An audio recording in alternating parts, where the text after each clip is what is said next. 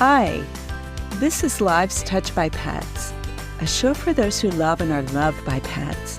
I'm your host, Lisa DeSatnik, certified trainer with so much potential in Cincinnati, Ohio.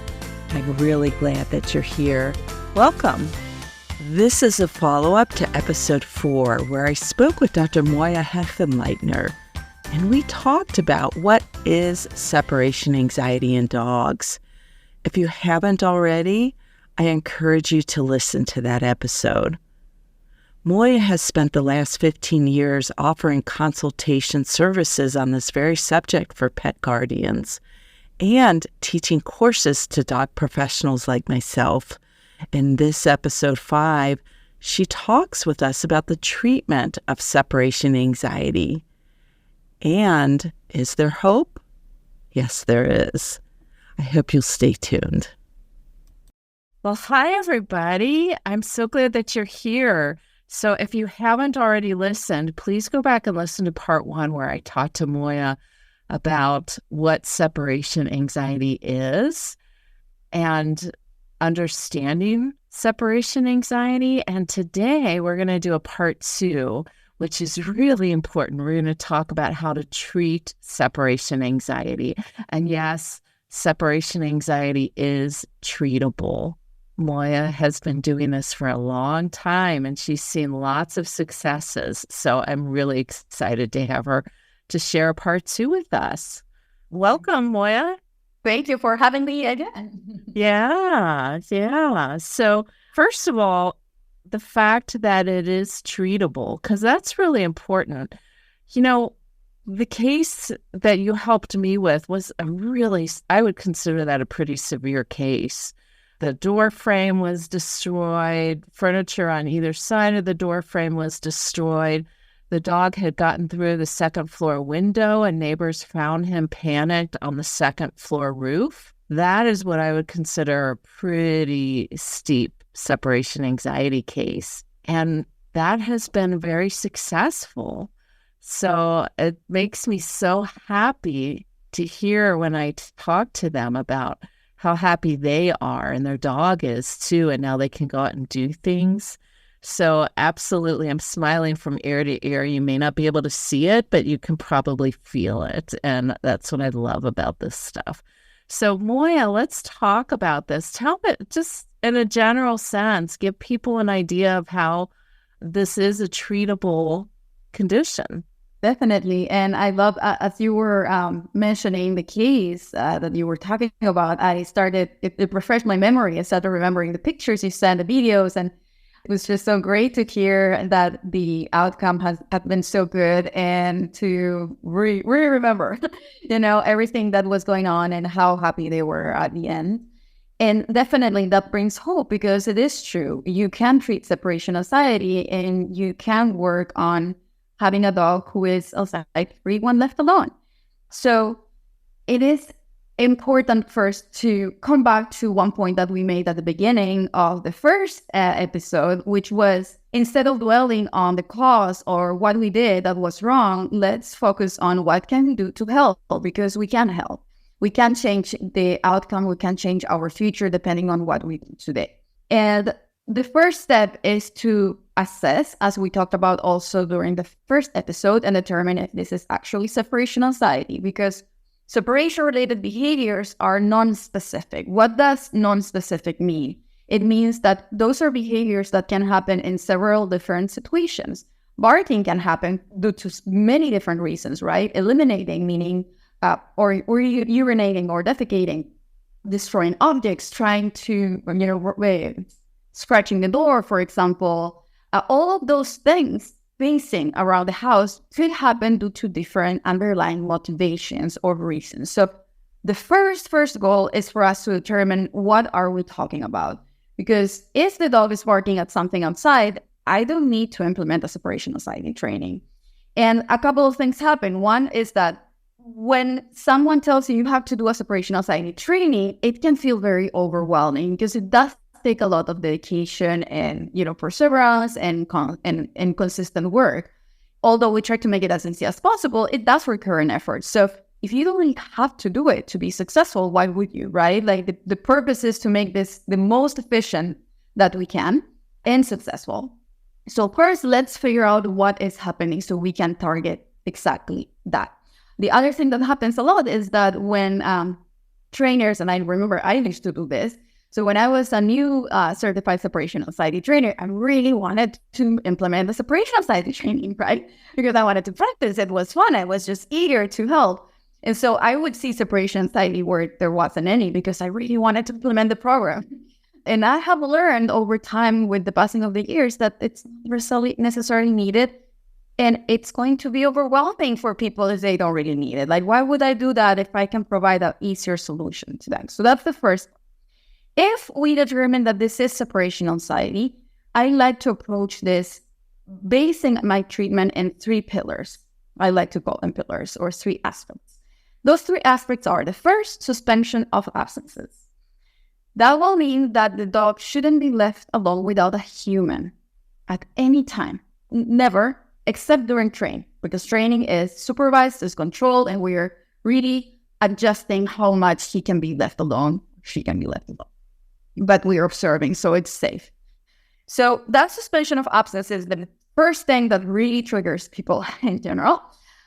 It's funny because many people are already doing it, or are at least doing it at 90% of the time because they have seen what happens when they don't, and they don't want their dog to suffer. And that's what happens, what triggers to what we had been talking at the end of our last episode, that the person feels very overwhelmed because they feel like they should be leaving the dog because this is ridiculous, or because someone told them that this was ridiculous, but in their heart, they don't want to because they see their dog suffer so much.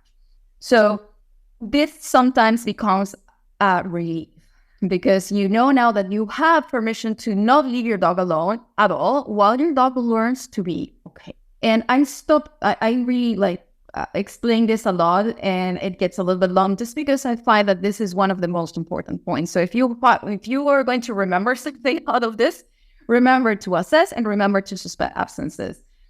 Think about, I have this horrible example, and since I think it makes a difference, think about you being very afraid of drowning. So being afraid of being in a pool and going to the deep area part of the pool and not being able to touch the ground, the bottom. And I tell you, don't worry, I'll help you. You're going to be okay. So every day I'm going to take you with me. We're going to walk together hand by hand, and we're going to get closer to the deep side of the pool, but I'm going to hold you for the few seconds you're not going to be able to touch the bottom. You're going to be safe. I'm not going to let you go, I promise. And I do that every day. But once a week, randomly, when you are sitting by the pool, just relaxing because you know it's safe, nobody's going to do anything to you, without telling you, I push you into water to the deep side, and I tell you, I don't know, today is not the day I'm going to help you. I'm sorry, you will have to find your way out. I don't know if you're going to drown or not. And the next day, I tell you, no, but it's okay. Trust me. I promise you. I'm going to take you with me. I'm not going to let you go. Would you trust me? Probably not. Nope. And would you overcome your fear to the water? Nope. Right? Because you still experience that fear going beyond the point that you can handle, which is over your threshold, beyond your threshold, the point where the situation becomes scary and frightening and aversive to you. So keeping that in check and helping the dog relax can make a big difference. And you can see the difference with a dog even before starting your training when you switch from leaving the dog alone on a daily basis to suspending those absences. Let's really delve into that a little bit because that is so important. And I have to be honest, a lot of people don't commit to working on separation anxiety because of the need for suspended absences. Maybe, they need to work during the day and they say, that's not realistic, or they just can't always be with their dog it can seem overwhelming also to people. And so you're right. That's very much of a sticking point when it comes to helping people to help their dogs with it. So, let's talk for just a minute about how people can be creative about coming up with solutions for that. It is. It's definitely challenging. And it's definitely, as you said, like a sticky point where I don't know if I want to embark on this. First, you have two choices. You continue leaving your dog alone, and your dog is going to freak out, every time, and things will likely get worse over time. Or you do something about it. And eventually, you're able to leave your dog alone for a very good amount of time. And both you and your dog get your lives back in a healthy way. So yes, and it's valid, whatever decision you make, right? But for a quality of life point of view, your dog is not having a good quality of life if you're leaving him alone every day and reacting. It's not safe. It's not healthy in any way. And one of the things I also wanted to mention before I forget is, unfortunately, with separation anxiety, if the dog isn't doing something that causes damage to our lives directly, we don't think it's an emergency. So if that same dog was actually showing aggressive behavior towards someone, and that was a deal breaker because it's actually affecting my life, directly, and it's not only making the dog suffer. In general, people tend to make adjustments faster because it's dangerous, because it's affecting others. All challenges are hurting the dog. And it's important to understand that not because it doesn't affect us yet, it's not affecting the dog's quality of life and health. And it can escalate to a point that it actually starts affecting our life, and we don't want. So creative ways, I always like to say that you need a community of support. And of course, if you don't have any, and if you move to a place where there's no family, there's no friends, you're on your own, that will most certainly add a layer of challenge to the case that you're working with, or to your situation, and it will affect the prognosis or the likelihood of a good outcome, right? And we have to be realistic about that, and we have to consider all of those pros and cons when we are deciding on what to do to help our dogs or not. But in general, there are a lot of different things that we can do, from neighbors. Like today I take care of your dog, tomorrow you take care of mine. Like kind of like when people both get their kids to school, and take turns, kind of a similar situation. A lot of jobs now allow you to take your dog with you. A lot of places are pet friendly, working from the house. There's a lot of elderly people, a lot of animals, but they don't feel like they can take the responsibility to have one because of their age, but they would love to spend a day with a dog. They can take care of your dog. And of course, there are also resources that you need to pay for. For example, rover.com, it's a website that offers kind of like Airbnb style with reviews that you can check in your area. And it's pretty safe. I have had good results with it. Different pet sitters, daycares, of course. And that type of situation is the most usual that people use. Now, one of the things that I feel really gives peace of mind is that you don't have to choose one and stick to it for the whole week. So the idea or the goal is to create a little puzzle that you basically fill out with different blocks of different health throughout your week. So Monday morning, someone is going to take care of my dog. Monday afternoon, I'm going to work from home, and so on until you cover the whole week and all of your needs. Nowadays, it has become much easier because a lot of people work from home, and there are a lot of pet-friendly areas or places. So in general, it tends to be much easier than you think it is. Having said that, it is a challenge. I'm not going to lie. Of course, it's a challenge. It's a commitment. It's not easy, and sometimes it takes a toll, and people do have ups and downs because it's normal. It's okay. And I think talking about it and being truthful about it, it's also good because it sets the expectations in the right way so you don't feel disappointed down the road. But having a good coach that can help you through those challenges and through that treatment and journey can make a real difference. Because when you are not feeling like you can keep going, you will have someone who will show you objectively how far you have gone and will give you the energy and support you need to keep going until you conquer the world and are able to leave your dog safely alone. It is a temporary thing if you're working through it. So that's really important to realize too. Let's go to your second pillar. The second, let's do the training, since we kind of segue from what we were just saying. So Okay. one of the things about the training, and I'm kind of going ahead, but one of the things about the training is that eventually your training becomes your absence. So it starts like training, right? And it's fake in a way, but eventually, and as soon as it's possible, we're going to make that absence useful. Whether that is 30 minutes, 20 minutes, 40 minutes, it's going to be an amount of time when we get to the point you're leaving the area that you can use for something. Maybe it's just going to go for a walk, or it's going to be to go to the post office and come back. But eventually it's going to become a long absence. And I have this funny anecdote that a lot of the people I work with first are just begging for time to be able to like go out for a couple of hours to have dinner or whatever. And then when we reach the point that we're doing 3 hours, 4 hours, 1 hour, they tell me, I don't even know what else to do outside. Like, I don't want to leave my house anymore. But, and it's so funny because it's true, you know? But it gets to the point where you complain about what you were wishing for a long time. And in terms of the training, it's a little bit harder to explain in just a few words. But basically, what we do are training sessions that we perform daily that in early stages take you around 20 minutes to complete. The longer the absence gets, the longer they will be, of course, but then they're real. So it gets a little bit easier to make them or to perform them. And these training sessions are a group of steps that involve approximations to the door or to leaving or exiting or departure. And so some of them will be just going to the door and turning the door handle. Some of them are going to be actually exiting and coming back and so on. And strategically, we're going to fold in everything that the person uses or wears or grabs when they're leaving.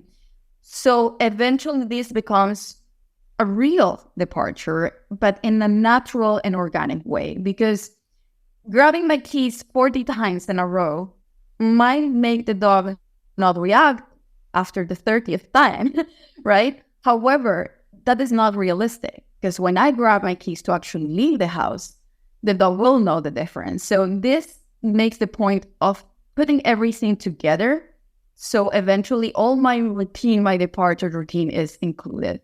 And as I mentioned before, the duration of this exits eventually becomes longer and longer and longer, but it always remains below the dog's threshold.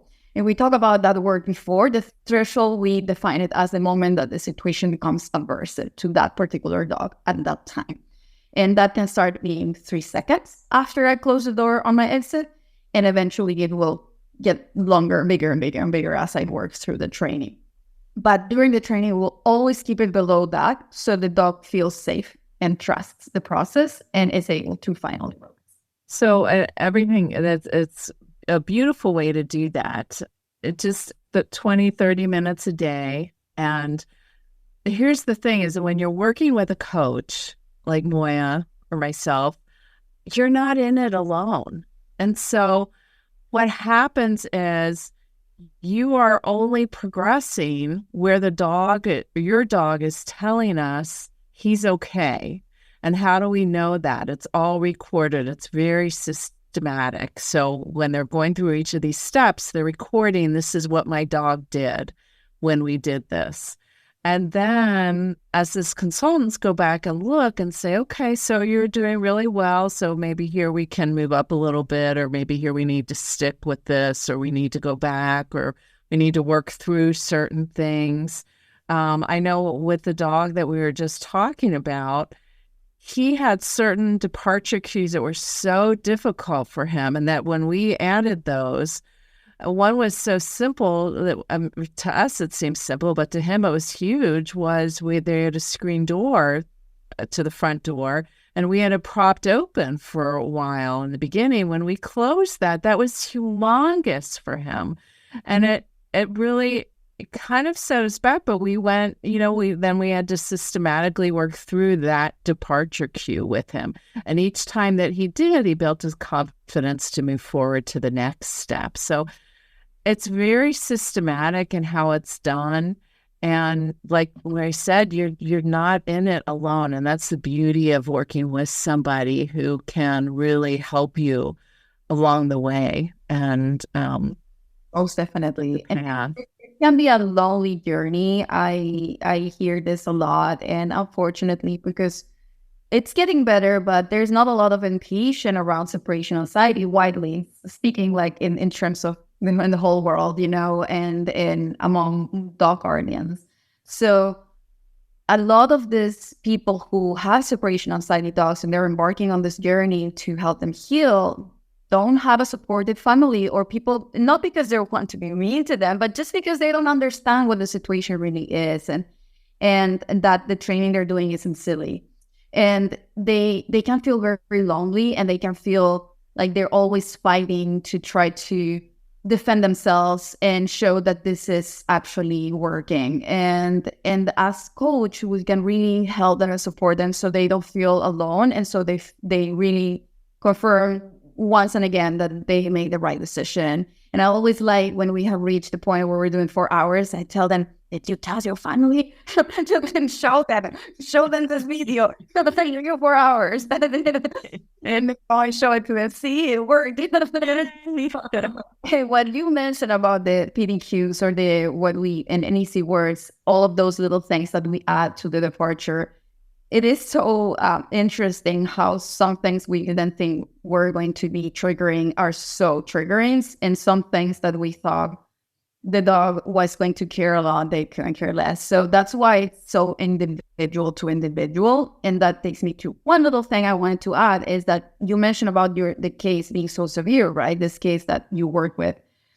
And definitely it is severe because of the danger or the potential danger involved, right? It's a situation where it can go very wrong.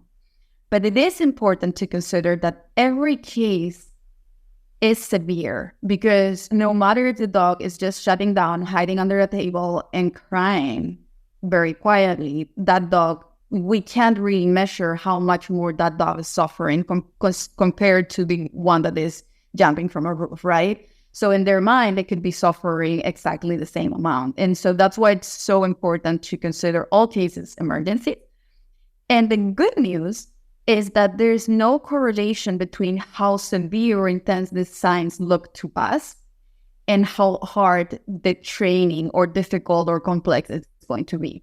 So you can have a case that looks horrible to your eyes, and the resolution can be very fast. And you can have a case that looks very mild, quote unquote, and takes a long time. So there's no rule. So just go for it and take it one day at a time, and eventually it will work out. How important is medicine to get involved in these cases? You stole my words, because that's the third pillar. So that's the last part of the treatment. And although it's not a must, many dogs do benefit from it.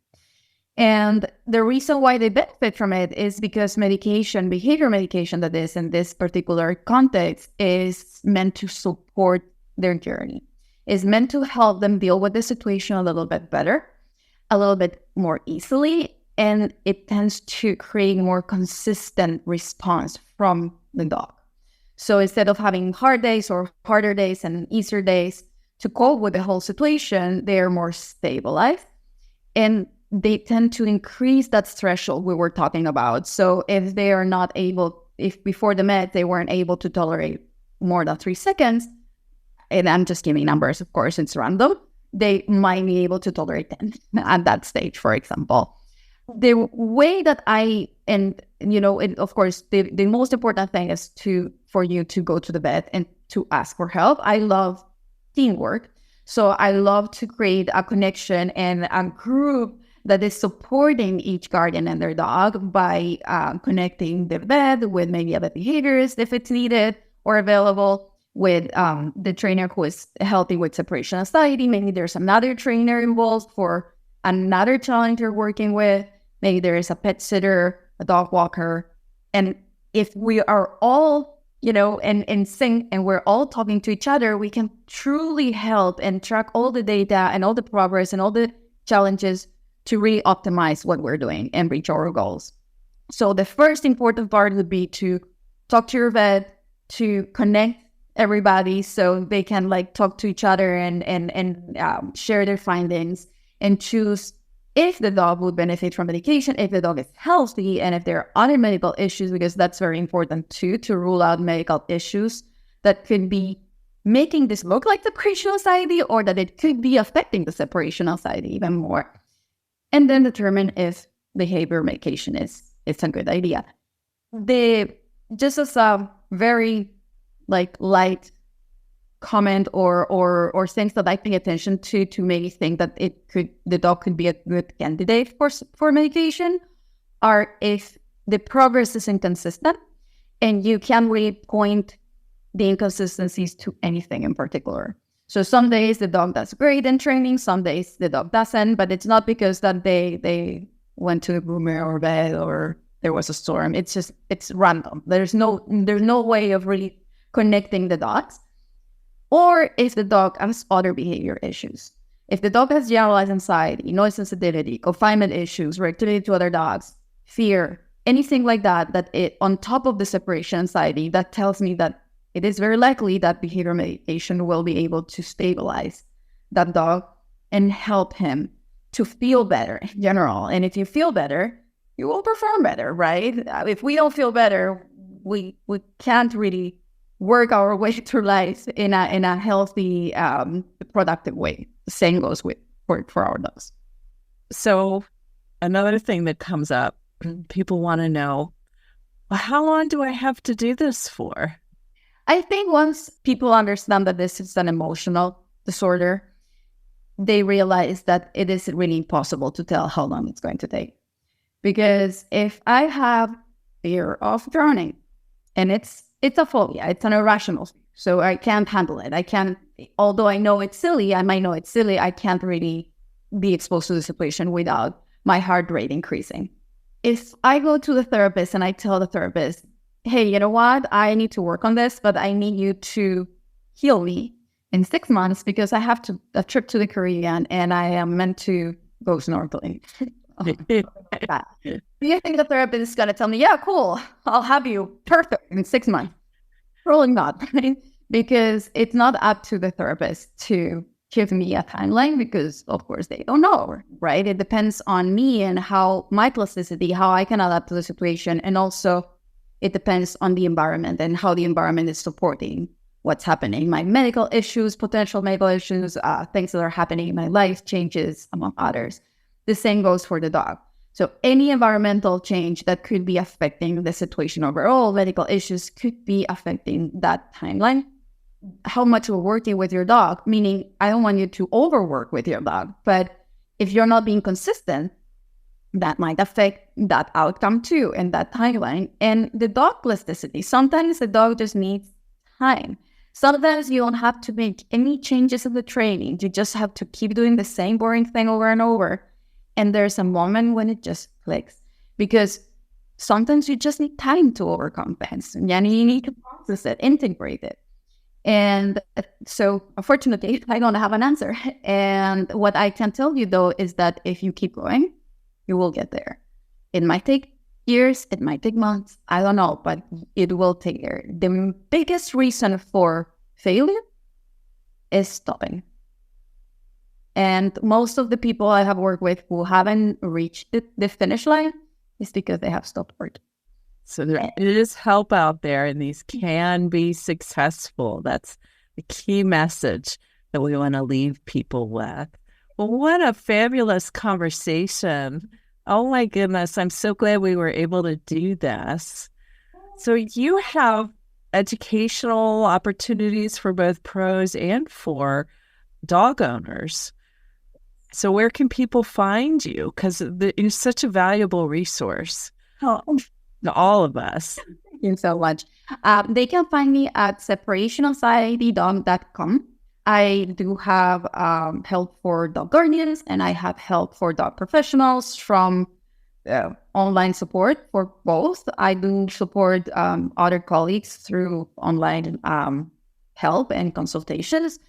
And I do have a platform, like we were talking about at the beginning of the first episode with the shadowing program. And there are different seminars, not only me as a speaker there, they have some webinars from other guests, but also all related to separation anxiety. And yeah, that's about it. Fabulous. And I'm going to have a link and more of your information on the show notes so people can find it there too. Well, thank you for joining me. It's been such a pleasure. Thanks for listening. If you enjoyed this episode, please consider subscribing to my podcast. Come back often and tell your friends.